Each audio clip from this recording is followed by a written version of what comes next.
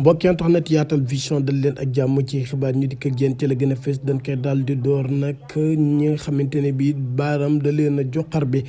mooy nag ñi nga xamante ne dañoo jàpp ne dañoo luubal àllu réew mi nag ñooñee des leen war a daal di teg loxo nag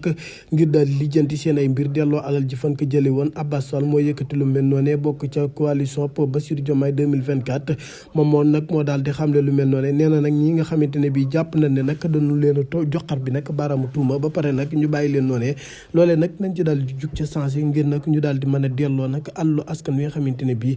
daal di nañ koy luubal. Cheikh Tidiane Ndao ak ki nga xamante ne moo di Bah Diakhaté nag jàppees nañ ne bu leen procureur digloo rek nag dinañ leen libéré loolee ka daal di xamle nag di seen ab avocat ma ngay xamle nag ne ñoom ñaar ñoo ñële nag jàpp na ni wax ju ñaaw jum bu leen mën a jàppe nag buñ leen mën a téye waxuñ ko benn yoon loolu tax na mu jàpp ne procureur de la république nag saa su leen digloo rek ba pare dina leen bàyyi nag ñu daal di delluwaat foofee